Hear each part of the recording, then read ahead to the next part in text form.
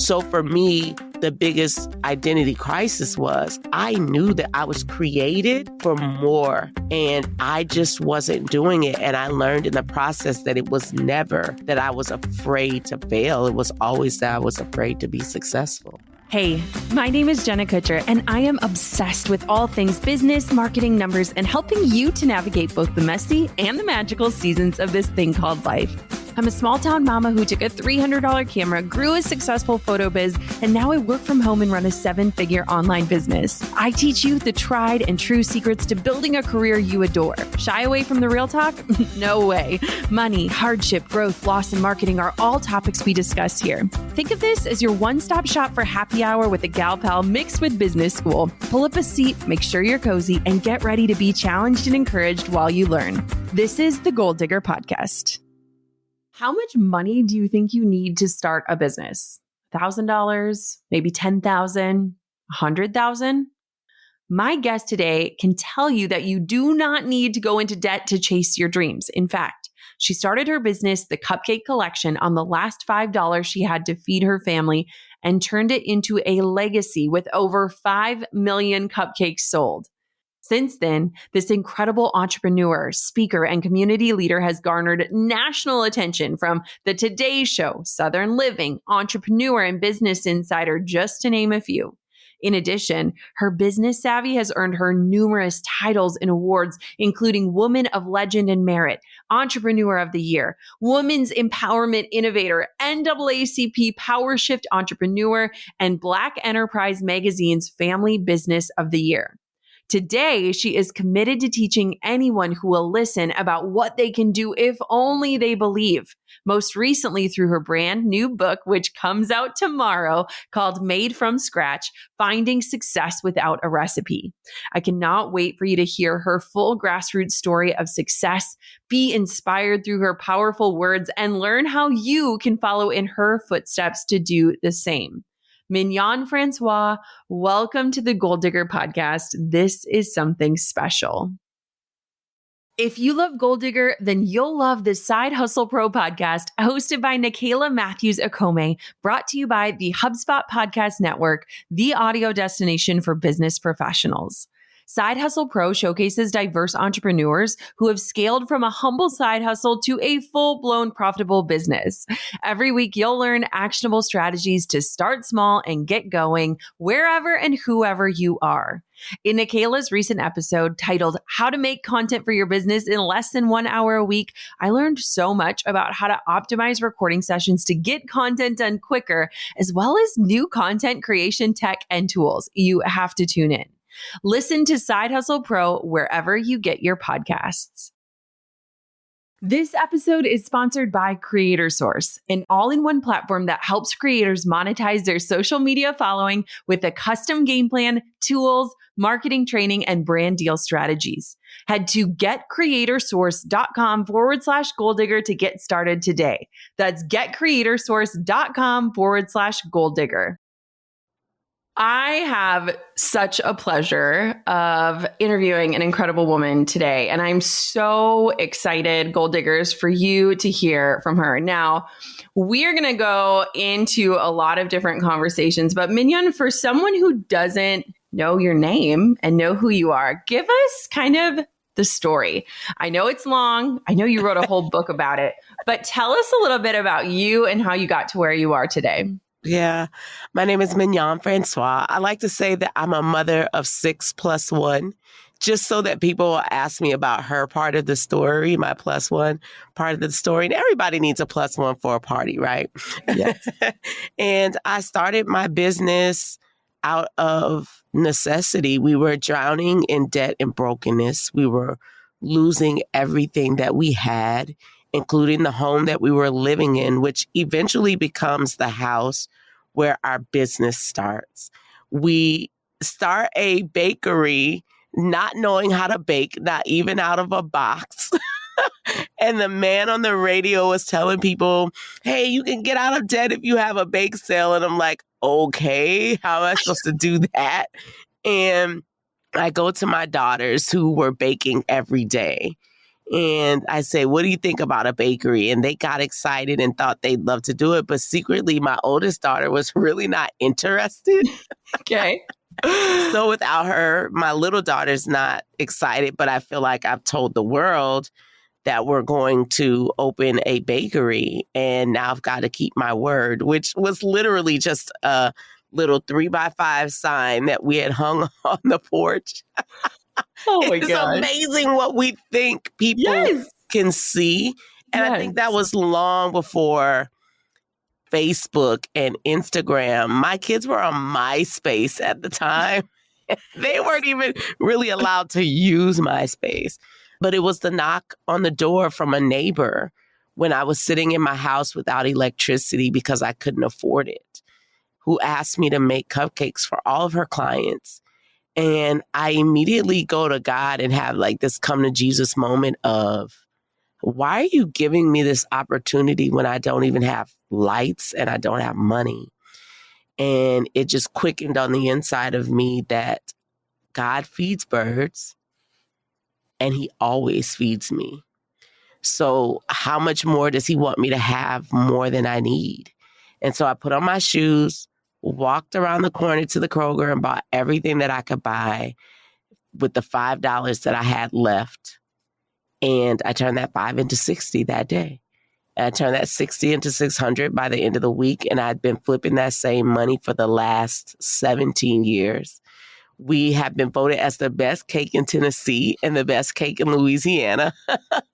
And we only hold that position in 2 states because that's the only 2 states right now where the bakery exists. We believe that we're going to take that position in other places as we move across the country, redeeming the time. And that's our goal now, is just to help other people know what they can do if only they believe. Listen, if I could make an award-winning bakery out of nothing, surely there are some talented people who have been sitting on what they have. And I just promised God, if he would make me successful, I would tell anybody who would listen about what they could do if they believe. Okay, there's so much the short version. So much. Okay, so first, I'd be remiss to not ask about the +1. So I feel like we have to unpack that because everyone who's listening said, wait, you just breezed past it. What's the story there? Yes. So 3 of my children, I got as a wedding present. 3 of my children I gave birth to. And one of my children kind of adopted us as her own. Mm-hmm. And so she's the one that, looks the most different. And most people think, oh, she must be somebody's girlfriend. Really, she's just my child that's got the most blonde hair. She's been with us since she was 14. She's going to be 30. Aww. And so she was having trouble in school. And she had come to me as a mentee. And she was working at the bakery on 2 days a week and then was going to school 3 days a week. And so I was her teacher of like a real life skill. And they were calling me and saying that she was getting in trouble in school and that she was a problem child. And we were like, no, she's not. We don't know this person who you're talking about. And so then they started calling us and asking us to do parent-teacher conferences and asking us to come alongside of her mother. And then she ran away from home one day and her mother came looking for her at my house.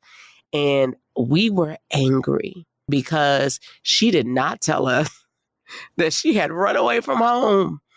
And so her mom had said something to me in passing that day. She's like, you know what? Why don't you just raise her because she listens to you? And we took it seriously and said, okay. And we just started taking a greater role in her life. And she needed just a partner. And so we took her on and she ended up moving into our house along with our children. We were on a family walk just last night.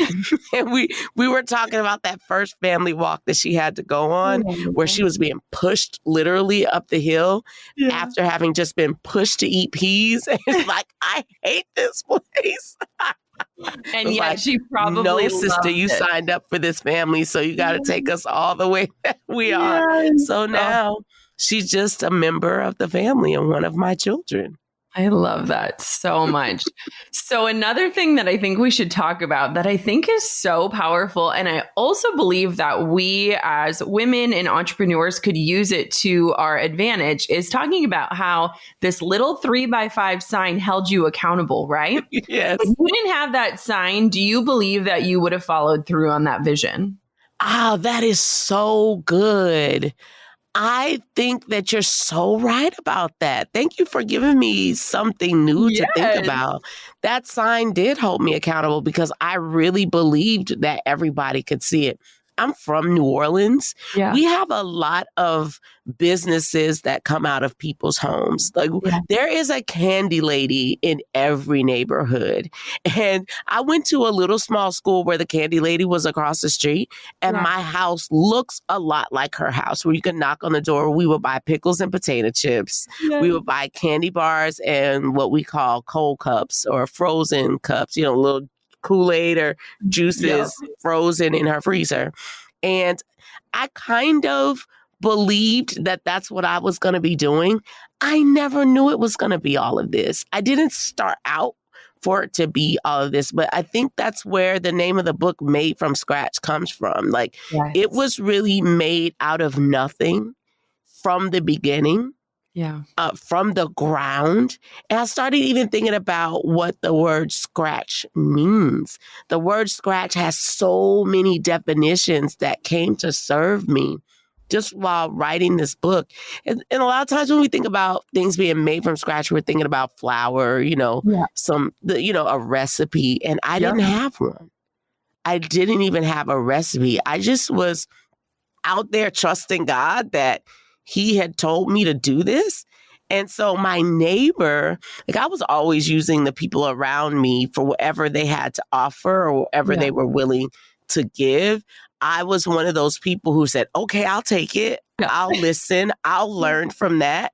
And he had a printing company and he wanted to make me a sign so that people could see my little business, and my neighbors knew about it. Yeah. And they were passing it around and knocking on my door. One man knocked on my door at 10 o'clock at night. It's like, look, what you have in there, because my wife is craving. Stop it. And we started having all these little cupcake babies around the neighborhood. Yes. But I was like, look, I don't have anything, but I understand. And so I went in my kitchen and I made her red velvet cupcakes at 10 o'clock at night. Stop it. I love this though, because I think that there's something so powerful about saying your dream or like sharing it. Even if it's just in that vision phase, because it's like once you express it to someone else, you are now on the line for having admitted that there is something more, right? Yes. And I feel like so many people wait to reveal or announce until they have it all figured out. And that means they're waiting forever, right? Yes. And so I just love that, like, this sign made you feel like, I said this thing, I should probably follow through. And now we have an easy way. Hold up your phone and say, I really want to learn about or experiment with or become, and put some skin in the game so that you feel like now people are watching to make sure you do it. I love that. Yeah, I really, really thought that putting that sign up meant that the world knew that a bakery was coming soon. And actually, I talk about this in the book. Somebody really did pay attention to that. There was a lady, her name was Shelly, and she was coming by the bakery every day. And when she was using that road, 6th Avenue North, where the bakery was or is, to get to work. And when she saw that bakery coming soon sign, she has this huge sweet tooth and decided, oh my gosh, my world is being made. Someone understands my love language and a bakery's coming soon. And 2 years later, she knocks on my door and says, your sign is a lie. Your bakery is not coming soon. And I either need you to take that down or open. And I was like, oh my goodness, well, what is your favorite kind of cake? And she told me it was red velvet. I asked her what time she got off work. And she told me 5 o'clock. I said, can you come back at 5? And she said, yes. And so she came back at 5 and I had red velvet cake for her and her best friend. And they became regulars of mine after that. I invited these strangers into my house. And we're eating. Doubter. You're like, come on in. Yes, we're eating red velvet cupcakes in my living room. Aww. And I think that people often see that a business is coming and they think that it's easy. Or by the time you put up a sign, it's just going to magically happen, that people have taken out loans or that they have lots of experience in this. And we blindly trust that they know what they're doing. And I just want this book to be an encouragement for someone who just wants to see what they have. Yeah. They just want to try and make it. Just know that there are so many other people who won't give that good old-fashioned try. And there you will be left being amazing because you have to learn to serve all these people who really need what you have to offer. And that's what I learned in the process. They needed a bakery in my neighborhood. Yeah. Well, and clearly it worked. One thing that I love about your story and I can relate to is I have never gone into debt for my business. I've been fortunate to do what you did and just keep flipping what I've got to keep earning more and really I think there's so much skill and deciphering like what do you actually need to do this thing, because in a world that is filled with more and nice to haves, a lot of times entrepreneurs don't really focus on what you truly need to do the job. Talk to me a little bit about this debt-free journey, because it is amazing, and especially in an industry like baking where there are a lot of needs. Talk to me about that. That is so good. I didn't choose to be debt-free. Yeah, it was forced. My mother had raised us to be fiscally responsible, and I had gotten myself into into a bad place. Yeah. But I had to bootstrap everything because nobody would give me anything. Nobody was giving me any loans. Nobody really wanted to hear what I had to say about making cupcakes. Now, when they would try them, they say, "Oh, this is amazing. Good luck to you." Yes. So it literally You're not walking into the bank with your cupcakes like, "Here, please give me a loan." Literally, that was me walking into the bank with cupcakes. This is what I have. And like, "Oh, that's so nice. We can buy some sometime, or you can give some away, but we can't give you any money." And I didn't have any credit. I didn't have any knowledge of the business. So there was no reason for anybody to really take a risk on me. Yeah. So it was going to have to be that I was baking cupcakes, putting some aside. I had an envelope for taxes. I had an envelope for profit, and I had an envelope for ingredients. And that's how I started it. And I think I just kind of got arrogant at some point that, well, you know what? If you don't want to help me now, don't come looking to help me later. Yes. And so then it was like, I'm going to be debt free. And I learned, especially during the pandemic, how many people we were looking to, all these big major businesses were closing. Yeah. And it makes me sad to see a place close. And I actually feel like I take responsibility for that when a place closes. Like, oh, I haven't been there. I should have went. Yes. I didn't visit enough. Like, I wish they would have told us they needed help. Like, we would have got gift cards. Yes, I would have went. Yes. But I realized that a lot of us in the world are living beyond our means. Yeah. And I didn't have a choice. Yeah. And I'm grateful. Sometimes your struggle has lessons for you to learn, right? And I'm grateful to God that I started in the position that I started in, because I believe in debt freedom so much that I'm not even in debt to the people who I employ. Yes. And by that, I mean, they get paid every 7 days. That was not only for them, but it was also for me, because I understand where they are. I've walked in their shoes. And when you're looking for 14 days before you get paid again, or 30 days for some people before you get paid again, or not knowing when you're going to get paid again, you just can't make any plans for your life. And I wanted my team to not have to struggle. So I set up a way for them to get paid every 7 days. It costs me more as an employer, but it's a cost that I want to take, because I feel like you can figure out 5 days of your life. Mm-hmm. You can figure out 7 days. And that's been something that has also been helping and healing them in their own financial freedom journey. It's beautiful. I often think about without safety and security, it's hard to be creative, right? If you Yes. are worried about your next paycheck or anything in that sense, it's hard to even think beyond, right? Mhm, So I love mhm, that you are conscious of that and that you've created something that's really beautiful. And I think that's really inspiring for anyone who has a team is to be considerate of that fact. mhm, One thing that I'm really curious about is when you started your bakery, you were in your 30s. mhm. Let's talk a little bit about that because I believe that there are two sides of the coin here. I think that there Okay. are some people who might be, in their 30s, or let's just throw that number out as a baseline, and they're thinking, I thought I would be further by now. I thought I Mhm, would have the husband or the family or the house or the job or the $1 million. I thought I would be further. And mhm, then there are the other people who might be in that same age group that are thinking it's too late. I'm mhm, stuck. I am me. This is my identity. I'm not moving. This is it. I guess this is it. mhm. Talk to me about this season in your life when you were in your 30s. And then we're going to fast forward to now because it's another reinvention.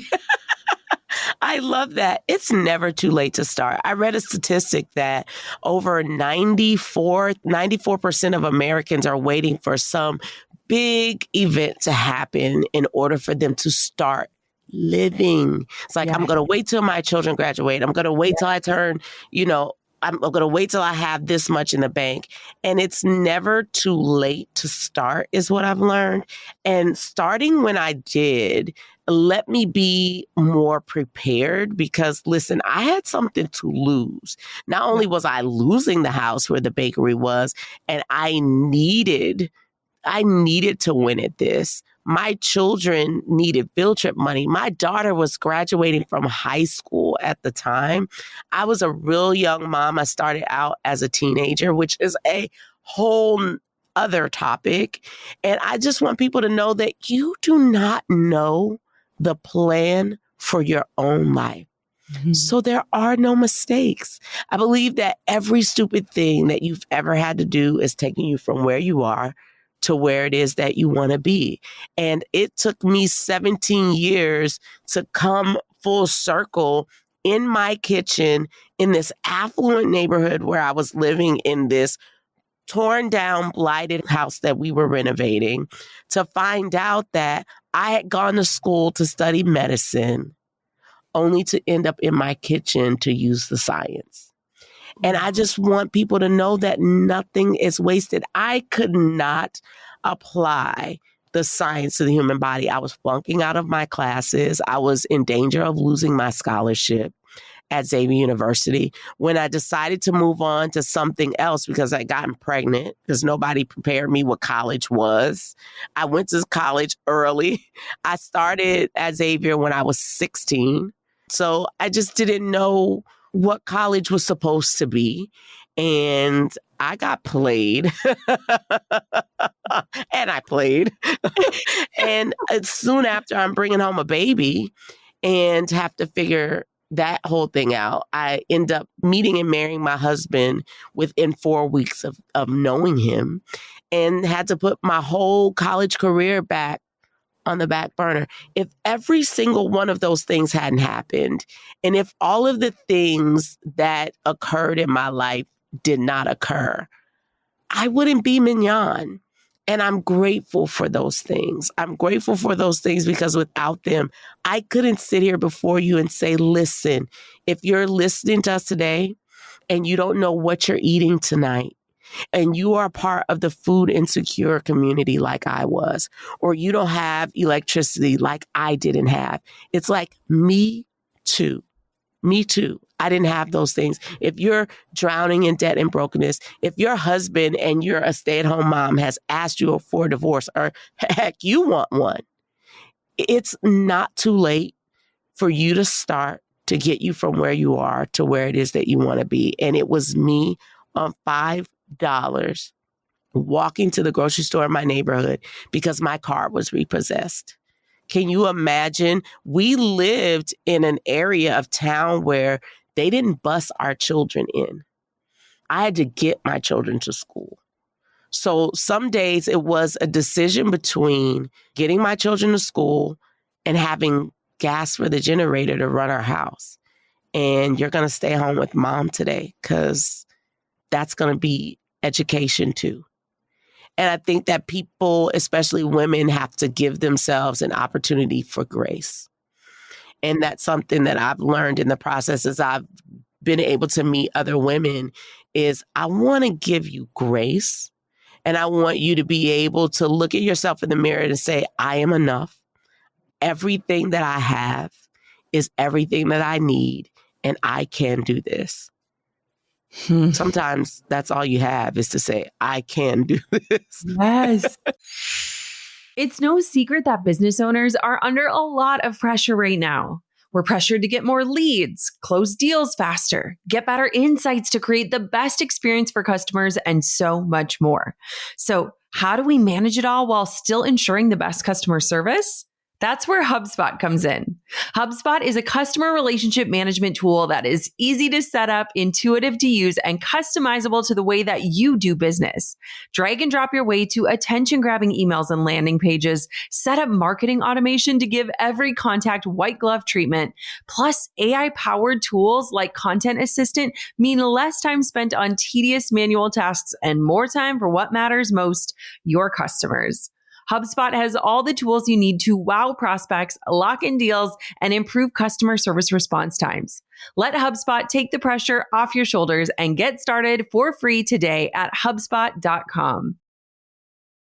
If you've been listening to Goal Digger, you probably know how much I love having different streams of income. And one of my favorite ways to generate revenue has been talking about the brands that I love and getting paid to do it. And now it is so much easier with Creator Source. Creator Source is a platform that equips creators like you with the tools and strategies that you need to create consistent income through brand deals. It has everything you need to monetize, including a media kit to stand out among the rest, a rate calculator to help you price yourself, email templates, and even a contact database to connect you with the right people at the brands that you love. Creator Source is designed to be easy to use and to help you grow at your own pace, whether you're just starting out or you're a seasoned influencer. If you're already creating content that your followers love, Creator Source is exactly what you need to start monetizing it. To get access to the Creator Source tools, head to getcreatorsource.com/goaldigger. Again, that's getcreatorsource.com/goaldigger to start monetizing your content today. Oh my gosh. I mean, yes. What was it like? Did you have any sort of identity crisis when you started to find success? Because I feel like when you've had that identity for so long of struggle, what did it feel like to have that shift to success? I think I'm still in that. Yeah. Because now I feel like it took me so long to get started, right? And I've been at this for almost 20 years in my life. And as I said, nothing is wasted, right? I believe that God is a redeemer of time. He can take whatever time that you wake up and you decide that today is going to be the day that I'm not looking back and I'm only moving forward. He can take whatever time is left and do more in that time than you could have done had you had the 20 years before or the 10 years before, because I was doing the things I was supposed to do back then. And I think the greatest identity crisis for me was I always thought I was going to be famous and I was not. Yes. And it your was interview like, with Hoda, you say that and she's like, wait, what? Like, I always just like, I knew I was supposed to be famous because I had this great name. My name is Mignon François. And the way my mother says it, I mean, it's Mignon François. Like when people hear my name, they'd stop and say, what? Like, honey, I just taught you French. yes. You can now speak another language. Just say my name. Yes. And I just started thinking, God, as I listened to some song lyrics, I saw other famous people being wildly successful. And all of the people who lived in my neighborhood who were not looking to keep their lights on or scrounging for food, right? Do you love them more than you love me? Like, what do they have that I don't have? And for your listeners, I want you to know that God loves you more than anybody else. And at first, when I heard God say that, I thought, oh, I'm your favorite. You love me more than you love anybody else.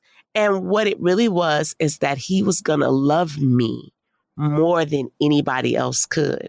And all these things that were happening to me were actually happening for me so that I could become who he was shaping me and molding me to be. And had I not had that bout with, I'm not supposed to be here, with every turning year of my age, I knew I am not supposed to be here. This is not supposed to be my life. So for me, the biggest identity crisis was I knew that I was created for more, and I just wasn't doing it. And I learned in the process that it was never that I was afraid to fail. It was always that I was afraid to be successful. Let's talk about that. That is it. I cannot tell you how many stages I've stood on and asked women, who's afraid to fail? Everyone raises their hand. Then we say, who's afraid of being successful? And slowly the hands creep up because when you have more to lose, right? Yes. When you're known, you're also spoken about. Like there is this fear, especially, let's circle back to the beginning of your story.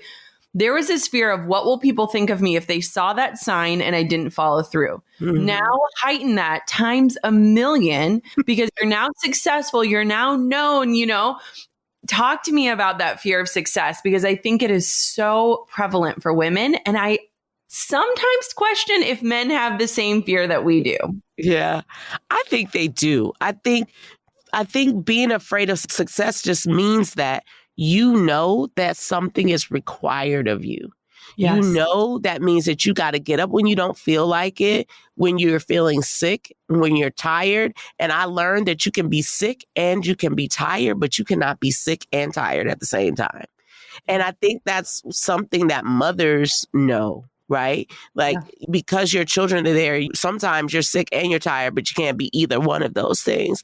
And being successful means that I've got to do the same thing. I've got to be consistent. I've got to show up every day. And that was the thing that was stopping me every time.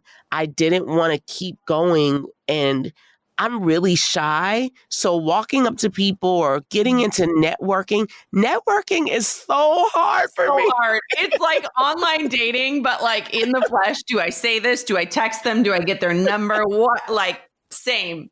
I get sweaty thinking about it. I don't want, and so it's just like, get somebody else to do it. Like I can go into a room now. I know how to walk into a room. When I walk into a room now, I can walk into a room very loudly, is the way I like to say it, without saying a word. It is in how big my afro might be. It is in the wideness of my smile. It is in the way that I stand. It is in the way that I scan the room and lock eyes with people. Those are the way, when I see somebody whose face looks familiar, I smile at them. And one of the things that I've learned about a smile is a smile can go a really long way. And there's this saying that says, when you smile, the whole world smiles back at you. It is so true. People who are not even used to smiling will find themselves smiling at you when you smile. And so just walking into a room, putting a smile on my face and putting my shoulders back and say, God, I don't know who I'm going to know. Ultimately, I will meet somebody. I recently met one of the coolest friends that I've made going back home to New Orleans. She's a chef. Her name is Toya Bodie. And we ended up in the same room and we both were looking around like, okay, we don't know anybody in here. Why are we here? But we knew we belonged in the room, and she kind of gravitated to me. And so she said, do you think you're supposed to be here? And I was like, honey. And we just started laughing. And from there connected and have stayed in touch. And I feel like you're not the only one. And that's what I hope people see and understand. And what I want them to hear so loudly in this book, you are not the only one. And if you can just listen to my story and feel some of my pain and see where I've come from and see where I've been, and know that even when you become successful, you just get bigger obstacles. It's not going away just because the podcast is successful. it's not going away. Just Yeah. the problems get bigger and you have new things that you have to solve because we were never intended to be beings who depended on ourselves anyway. Yes. Yes. You just did something without even knowing it, I bet. And I want to call it out because it's something I haven't spoken about on the show. So you just named that amazing chef by name, right? Yeah. And I love when women cheer on other women or mention other women or bring their names up to the table. And I think it's something really powerful that every woman listening to this show or man should hear is be the type of person that brings other people into the conversation. And I bet you just did that without even realizing it. I love that you mentioned that. First of all, I feel like we're going to be friends after this, for real. You're stuck. I just want to be, one of those people who you're checking in with and seeing how they're doing. Just the connection that we have for you to be able to see me.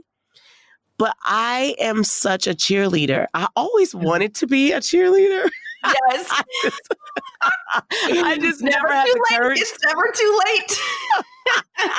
So now I'm just a cheerleader as an adult. And that you're so right. I didn't realize that, but I love bringing people alongside of me. If I believe that you need them, I'm going to say, oh, you need to meet this person. Oh my gosh, you will love this person. And I just love mentioning other people's names. And especially since you mentioned, that I brought up Toya. Toya just has been a cheerleader for me. And she just finished publishing her cookbook and was on Food Network and just had her own show on Lifetime. I mean, and I didn't know any of these things. Yeah. I just gravitated to her in a room and we had so much in common. She has 5 children. I'm like, oh my gosh, are you like my sister from another mister? And that's the friend that I am to people. I just want to open doors that may not have been open for me, but I want to be able to stick my foot in the door so that other people will know what they can do. Yeah. And it's also to give them permission to also do the same. Yeah, I can just sense that. And I think that is a really beautiful gift. And that leads me to your book. Okay, let's talk about it. Adding the word author to how you describe what you do is a really big deal. It's funny now because before I wrote my book, I would say, I'm a podcaster, I teach business courses, and now I'm like, you better believe I'm an author because it is so much work. Yes. Talk to me about what inspired you to write the book, what the process was like what I feel like when you write, God is paying attention to the words you're saying and testing you on the lessons you're putting on the pages. So did you experience that? Yes. Oh my gosh. It took me 2 years to write this book. Yep. And it's crazy because it's my story. Yes. Why was it so hard to write this book? And I think it was because I always thought that I was an open book. But I was not. Yeah. I always thought that I was transparent and I was not. And I have gotten so vulnerable in this book that I've had to go back and read it again and say, did I really say that?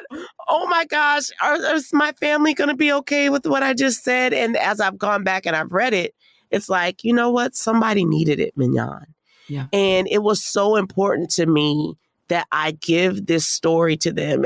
Listen, I never want to be a victim. So I was very careful about some of the things that I was saying, that I wanted to be able just to show people some of the highs and some of the really low lows, just because I know that there are a lot of women who are battered.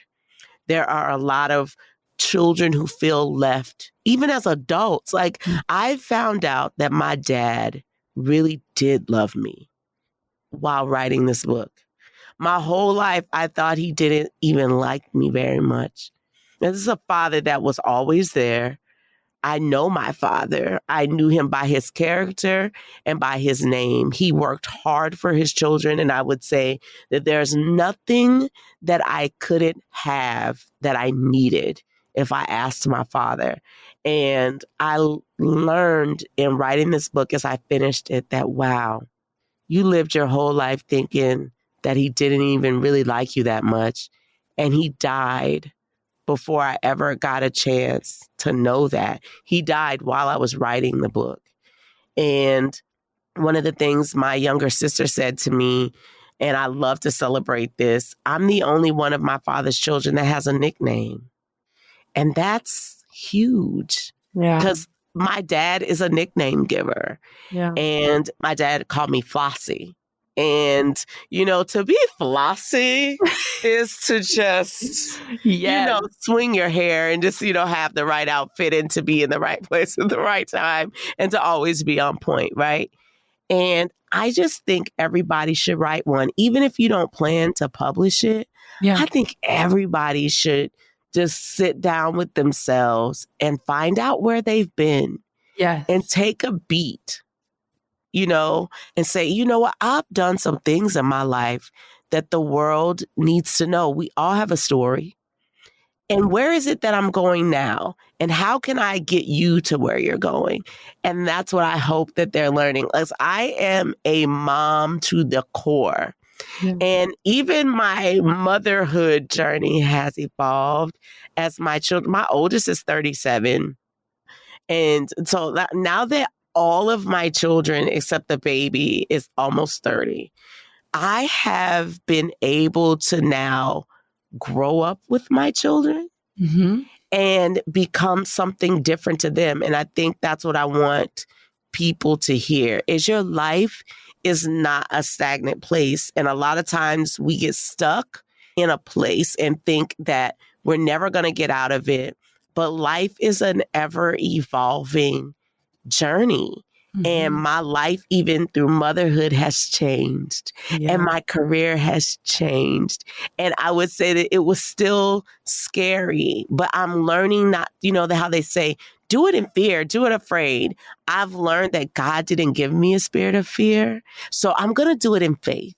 Ooh. And I think faith has been the greatest driver for me, especially in this book. And listen, it took me 2 years to write this.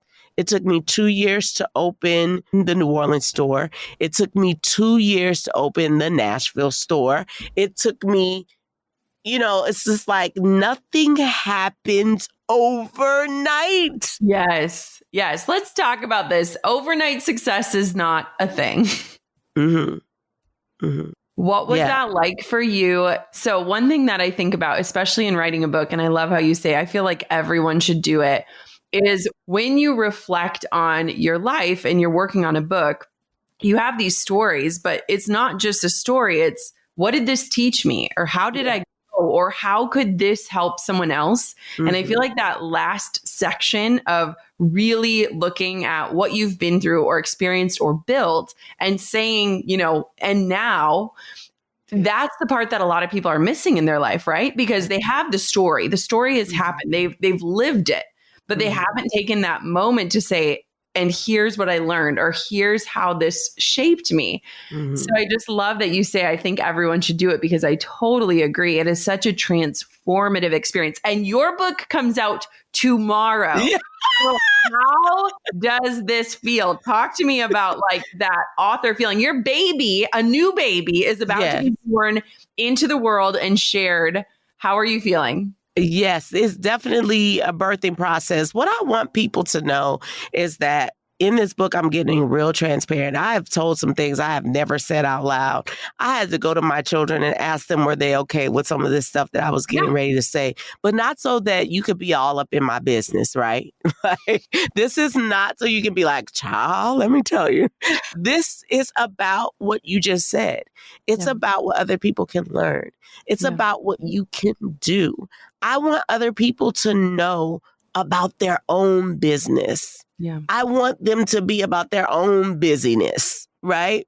And what I've learned in the process was that God was calling me into a story, asking me to choose life.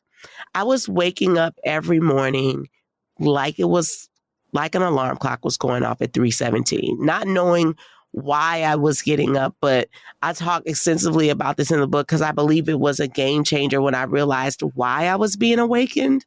And as I stopped being awakened in the mornings, I opened up this Bible verse that said, choose life.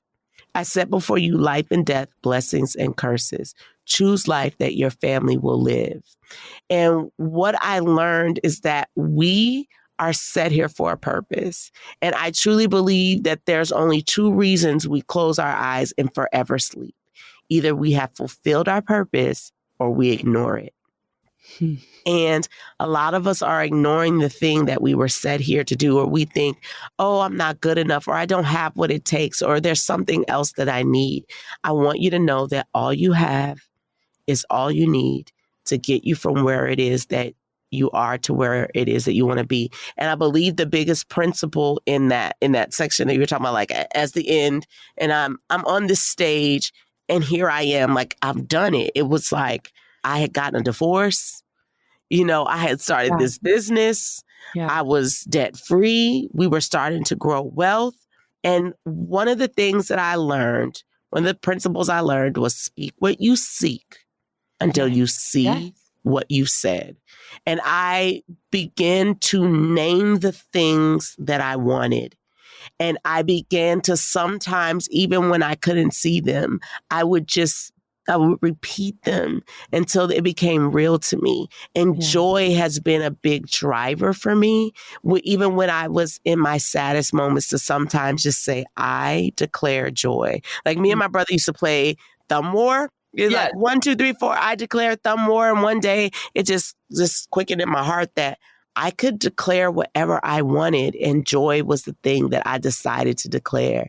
And so even in my hardest times, if that's all I could do was stand in the mirror and say, I declare joy, I declare joy, I declare joy, I declare joy, screaming it sometimes until I could actually feel it. Sometimes it's all you have that you can do. Well, guess what? In that moment, then that's all you need. Yeah. And that's what I hope that the women on your podcast will hear, and that you will hear, that you are more than enough, and that all this power has been packed onto the inside of you. And the world is waiting for it like a seed that has been planted to grow. And they need it. Somebody needs what you have. And while I'm just like nervous about tomorrow, it's like, people can buy it on Amazon and the pre-orders are so important. And we just want it to go out into the world so that when they are up at 3:17 and they're being awakened and they think that they have to check the stove and they have to check the doors and they have to make sure that their children are breathing, that really this is an encounter that God is trying to have with them. And if the only thing that they have is my story to remind them that they can do it too, then let me be the reminder. Because the book is written in such a way that you can pick it up at any chapter and find something that you need. You don't necessarily have to go through it one chapter through the other. These are just little vignettes of my life that say, me too. I was there too. And this is how I got out of it. Or this is how I didn't think that I was going to get out of it. Or this is where I thought that it was over. Is there something in there that you can use? And I intentionally make the chapters really short because we're busy. Yeah. It's like sometimes I want to read a book and I do not have 30 minutes or an hour to devote to this, right? But I have 10 minutes that I can use. And this is 10 minutes with me on this journey to joy, where I have found that you start living in the lessons if you will only look for them. I mean, with that, if you do not go grab a copy of this book, you are crazy. Tell us where everyone can find your book and get their hands on it and also connect with you. Yes. So the book can be ordered even today before tomorrow, pre-order on Amazon, and you can get it on Amazon.com. If you come and follow along with me in either one of my stores, you'll be able to find the book at the Cupcake Collection in New Orleans and at the Cupcake Collection in Nashville. And then I'm always looking for new people to join the community on Mignon.François on Instagram. Oh, congratulations. I am so excited. And this was such an incredible episode. I want to call it a treat, which feels like a pun after all of our chatter about cupcakes. Oh, thank you for coming on the show. Thank you so much. You've been a joy to talk to, really. There is something about this episode that is just so special. It's one that I know I will listen to over and over and over again. The conviction, the confidence, the encouragement, the courage. Mignon is amazing. And it is absolutely undeniable that the book that she is putting out into this world will change lives. I sincerely hope you go and grab a copy of Made from Scratch wherever books are sold. And I really hope you enjoyed today's interview as much as I did. If you haven't yet, please take a moment to subscribe and leave a review on this show. It helps support the show and the production behind it. But it also encourages us to continue to get incredible guests like Mignon so that you can learn and listen. Thank you so much for tuning in to another episode of the Goal Digger Podcast. Of course, until next time, keep on digging your biggest goals. I'm over here giving you a virtual high five because you just finished another episode of the Goal Digger Podcast. Did that go by way too fast for anyone else? If you want more, head over to goaldiggerpodcast.com for show notes and all the discount codes from today's sponsors. And if you're looking for a new crew of movers and shakers like you to bounce ideas and ask questions, be sure to join my exclusive community for Goal Diggers on Facebook. The link's waiting for you at goaldiggerpodcast.com.